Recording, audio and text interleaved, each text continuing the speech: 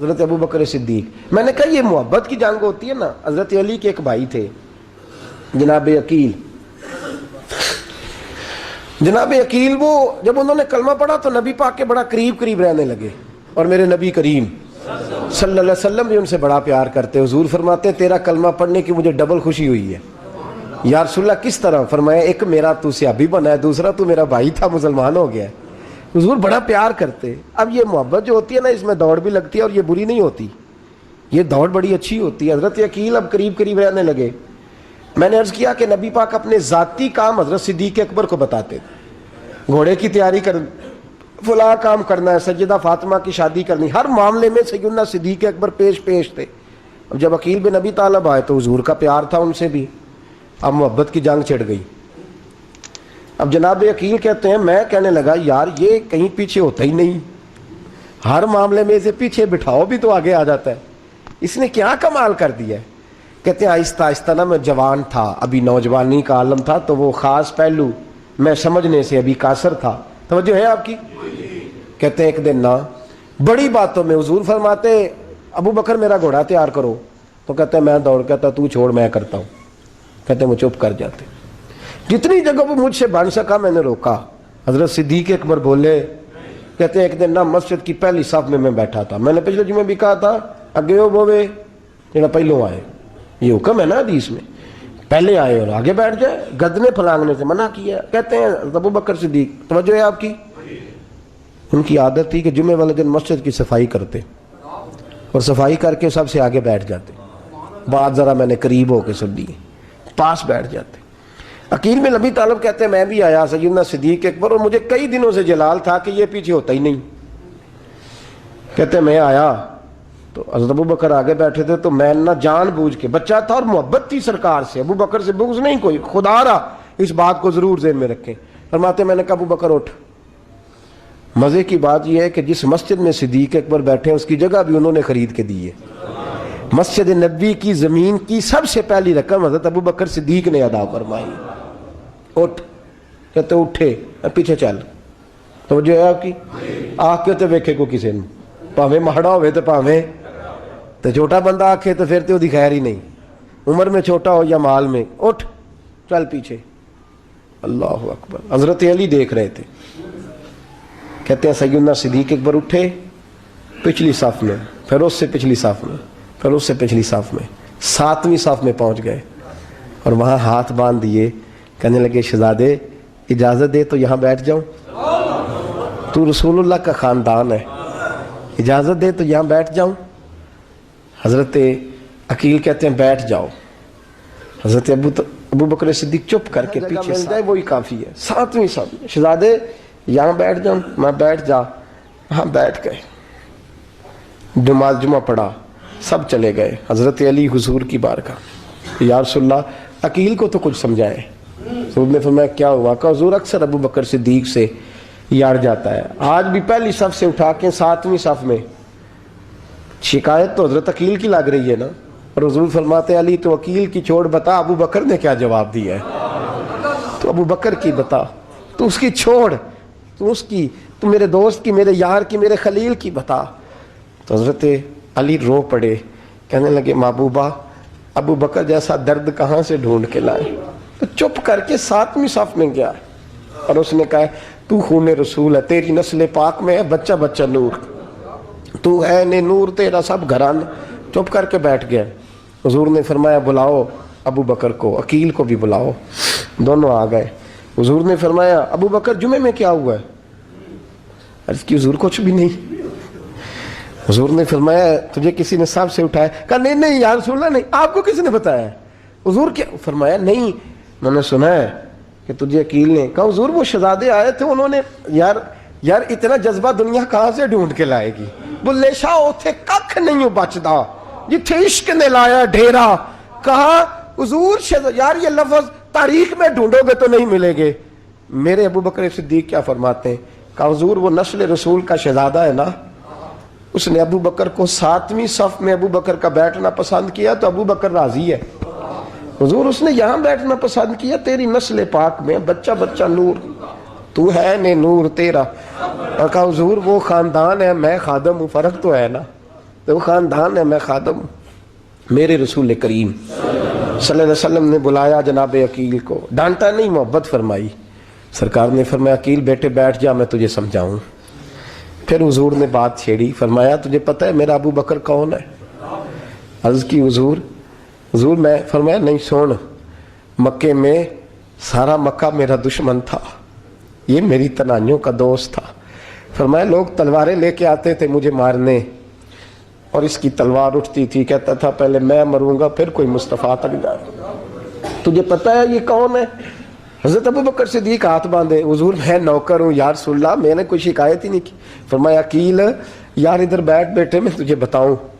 کہا لوگ مجھے شیب ابی طالب میں قید کر آئے تھے، میری بیٹیاں پتے کھا کے گزارا کرتی تھی، یہ ابو بکر تھا پورے مکے میں جو ظلم سہ سہ کے میرے تک غلہ اور اناج لے کے آتا تھا۔ فرمایا عقیل ادھر آ، میں تجھے بتاؤں، تیرا خاندان تیرا قبیلہ سوائے مولا علی شیر خدا کے، فرمایا وہ سب لوگ میرے ساتھ پیار کرتے تھے، ہمارے اوپر انہوں نے مکے کی زمین تنگ کر دی۔ فرمایا میں مکے سے نکلا تھا، ابو بکر کی بیٹی غار ثور میں کھانا پکا کے لاتی تھی، اس کا بچہ بکریوں کا دودھ لے کے آتا تھا۔ فرمایا یہ جان پہ کھیل کے میری نگرانی کرتا تھا۔ فرمایا تجھے پتہ ہے جس جگہ تو بیٹھا ہوا ہے نا، یہ مسجد کی زمین بھی ابو بکر صدیق نے خرید کے دی۔ حضرت سیدنا عقیل یا رسول اللہ غلطی، حضرت ابو بکر کہتے ہیں حضور واللہ و رسول و من، میرے اوپر اللہ رسول کے احسان ہے۔ آخری لفظ میرے حبیب نے کہے، حضور نے فرمایا عقیل میرے پاس جس کے بھی پیسے آتے ہیں میں بگانے سمجھ کے خرچ کرتا ہوں، میں کہتا ہوں فلانے کے ہیں، وہ پوچھے گا کہاں لگے، لیکن ابو بکر کے پیسے آتے ہیں تو میں اپنے سمجھ کے خرچ کرتا ہوں۔ اور میرے رسول کریم صلی اللہ علیہ وسلم نے فرمایا میرے ساتھ جس نے نیکی کی میں نے بدلہ چکا دیا ہے، ابو بکر کا میں نے بدلہ دیا ہی نہیں۔ قیامت کے دن جب سب جنت میں جانے لگیں گے تو میں اس کا بازو تھام کے اللہ کی بارگاہ میں لے جاؤں، اور میں کہوں گا یا اللہ میرے مولا کلمہ پڑھنے سے لے کر غار تک، غار سے بدر تک، بدر سے احد، حنین، خندق، تبوک اور مزار تک، یا اللہ اس کی بڑی نیکیاں ہیں، اسے تو ہی بدلہ عطا فرما۔ میرے دوستو یہ رنگ حضرت سیدنا صدیق اکبر، بس وہ اقبال نے کہا کہ صدیق کے لیے ہے خدا کا رسول، اور اس سے آگے پیچھے کچھ نہیں۔ یہ جو ماننے کا انداز ہے نا، یہ دیکھیے نا، حضرت ابو بکر صدیق، بڑی دفعہ آپ نے بات سنی ہے لیکن اس بات کی لذت بڑی شاندار ہے۔ حضرت عمر نے طبیب بلایا ہے ابو بکر کو دکھانے کے لیے ملک شام، پہلے مانتے نہیں تھے، مولا علی کی سفارش ڈالی، پھر دونوں لے کے آئے، سیدنا علی المرتضیٰ بیٹھے ہیں، حضرت عمر بیٹھے ہیں، کہتے ہیں طبیب کو چیک کرو، ملک شام کا بڑا ڈاکٹر ہے۔ چیک کر لیا تو ڈاکٹر کہنے لگا کوئی مرض نہیں، کوئی تکلیف نہیں، کمزوری بڑی ہے، کمزوری بڑی ہے، ان سے پوچھے انہیں کیا مرض ہے۔ تو حضرت عمر کہنے لگے یار بول کیا مسئلہ ہے تجھے، کیوں اتنا کمزور، اتنا بیمار رہتا ہے، کیا پرابلم ہے، کیا مسئلہ ہے؟ تو حضرت ابو بکر صدیق نے آنکھیں کھولی اور کہنے لگے عمر تو قسم اٹھا کے بتا، تجھے پتا نہیں مجھے کیا مسئلہ ہے؟ تو اٹھا نہ قسم، جنہاں دے دل بر جانی وچھڑن، کون روے پھر تھوڑا، سب روگاں دائی روگ محمد جس کا نام وچھوڑا۔ تجھے نہیں پتا تو بول، اگر خبر ہے تو پوچھتا کیوں ہے؟ میرے دوستو کمال دیکھو، مدینے میں آج بھی مصطفیٰ کو سلام کرو تو ساتھ ہی صدیق اکبر لیٹے ہوئے، ساتھ ہی لیٹے ہوئے مدینے میں۔ ابو بکر صدیق روز رات کو جا کے اس کے گھر کا کام کاج کر کے آتے۔ کام بتاؤں کیا تھا اس کا؟ جاگ رہے ہیں آپ لوگ؟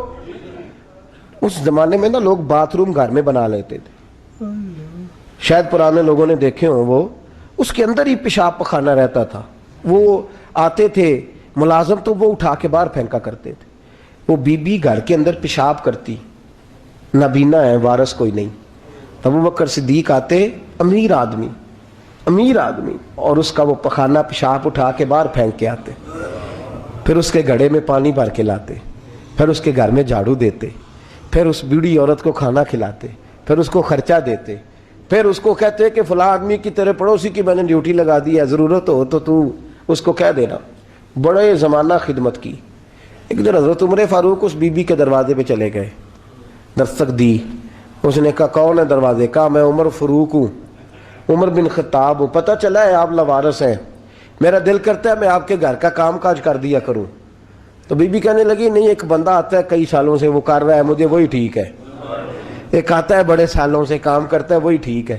تو حضرت عمر کہنے لگے میں نے بھی کام ہی کرنا ہے، کچھ اس سے کرا لے، کچھ مجھے موقع دے دے نیکی کا. کہنے لگی نہیں وہی ٹھیک ہے. تو فرمانے لگے میرے اندر کیا نقص نظر آیا ہے، اماں جی مجھے بھی ٹائم دیں. تو بی بی کہنے لگی نہیں وہی صحیح ہے.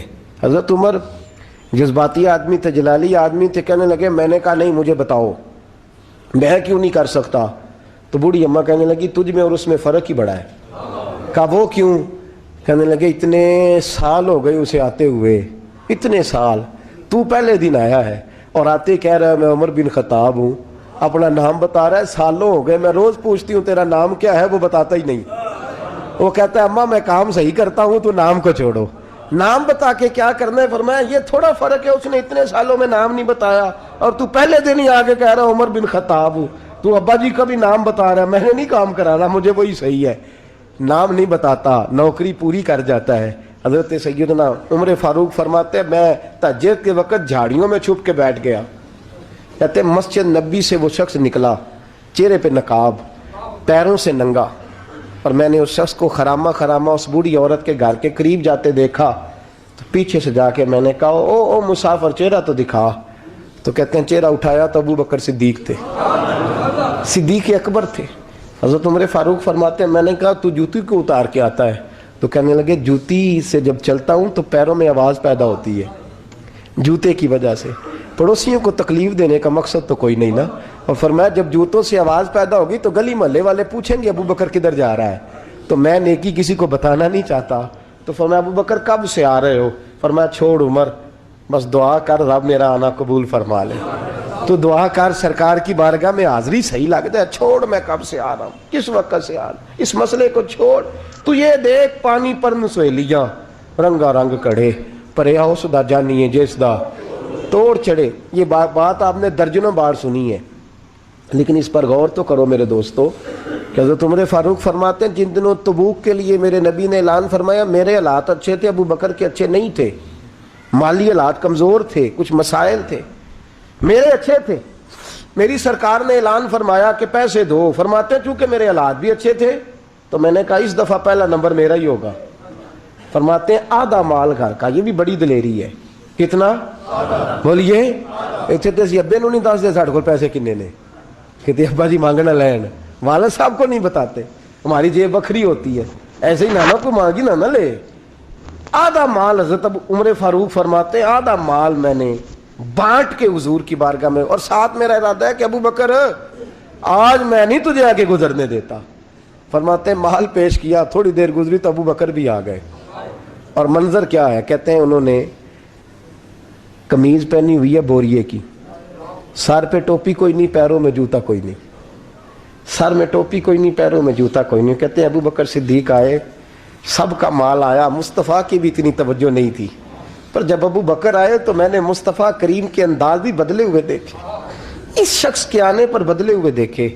فرماتے ہیں میرے رسول پاک کے سامنے ہر چیز ابو بکر نے قدموں میں ڈھیر کر دی، اور ڈھیر کر کے نا چیزیں رکھ کے تو فٹافٹ پچھلی سائڈ پہ، کسی کو پتہ نہ چل جائے، پچھلی سائڈ پہ حضور کے. تو حضور نے کہا ابو بکر سامنے آنا، گھر کیا چھوڑ کے آیا ہے؟ فرمایا ہر چیز پیچھے بیٹھ گئے. تو محبوب نے بازو تھام کے آگے کیا، فرمایا کیا چھوڑ کے آیا گھر؟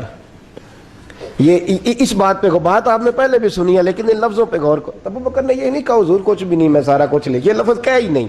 اللہ کرے ہمیں اس عقیدے کو سمجھیں، اس نظریے کو. یہ ترمذی اور مشکات دونوں میں یہ لفظ موجود ہے. یہ نہیں کہا حضور کچھ بھی نہیں سارا کچھ لے آیا ہوں، یہ نہیں فرمایا. حضور نے فرمایا ابو بکر کیا چھوڑ کے آئے ہو گھر؟ توجہ ہے آپ کی؟ لفظ دیکھیں، کہا ما ابقیت اللہ و رسول، یا رسول اللہ گھر میں خدا کو بھی چھوڑ آیا ہوں، محمد مصطفیٰ کو بھی چھوڑ آیا ہوں.